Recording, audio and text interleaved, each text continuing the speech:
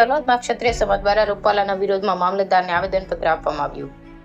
Bharatiya Janata party દ્વારા રાજકોટ બેઠકના ઉમેદવાર પુરુષોત્તમ રૂપાલાની ટિકિટ પરત ખેંચી ઉમેદવાર રદ કરવામાં આવે તેવી માંગ સાથે સમગ્ર રાજ્યમાં ઠેર ઠેર ક્ષત્રિય સમાજના આગેવાનો અને યુવાનો મહિલાઓ આ મુદ્દે એક જ માંગ સાથે આવેદનપત્ર આપી ઉગ્ર વિરોધ નિંદાવી રહ્યા છે.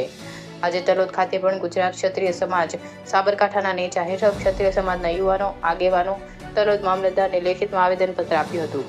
ઉમેદવારી પરત ખેંચવાની માંગ કરી હતી. આ તબક્કે ક્ષત્રિય સમાજના પ્રમુખ ટીનુભા ઝાલા મહિયલ, ડેલિગેટ દિલાવરસિંહ ઝાલા, કિરણસિંહ ઝાલા, હિતેન્દ્રસિંહ ઝાલા, પ્રભાતસિંહ સોલંકી તથા યુવાનો આગેવાનો મોટી સંખ્યામાં ઉપસ્થિત રહ્યા હતા.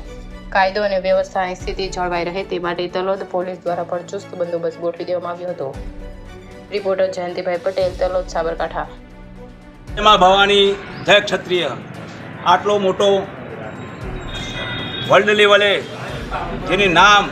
જેનું સૂર્યથી નામ લેવાય છે, શૌર્યથી નામ લેવાય છે એવા ક્ષત્રિય સમાજ માટે રૂપાલાજીએ આવા ના શોભે એવા આટલા ભણેલા ગણેલા વ્યક્તિ ભાજપ સરકારની અંદર આટલું મોભાનું નામ ધરાવતા એમને થોડાક વોટ માટે એમને ક્ષત્રિય સમાજને બદનામ કરીને કલંકિત જે શબ્દો બોલ્યા છે એમનો અમને સખત વિરોધ છે.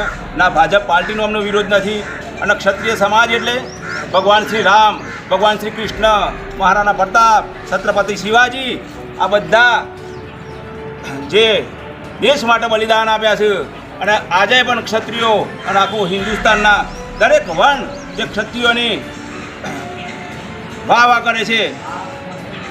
અને હાલ જ થોડા ટાઈમ પહેલાં જે ભગવાન શ્રી રામની 22 તારીખે જે આખા વર્લ્ડમાં નોંધ લેવાય એવી પ્રતિષ્ઠાનું પેલું એમ કર્યું એમાં પણ આખા વર્લ્ડ ખુશીથી સમાતું નહોતું. અને એ શ્રી રામના વંશજો એટલે ક્ષત્રિયોના માટે રૂપાલી સાહેબ જે બોલ્યા એ બહુ ખોટું બોલ્યા છે. અમને રૂપાલાજીનો વિરોધ છે, ભાજપ સરકારનો કોઈ વિરોધ નહીં.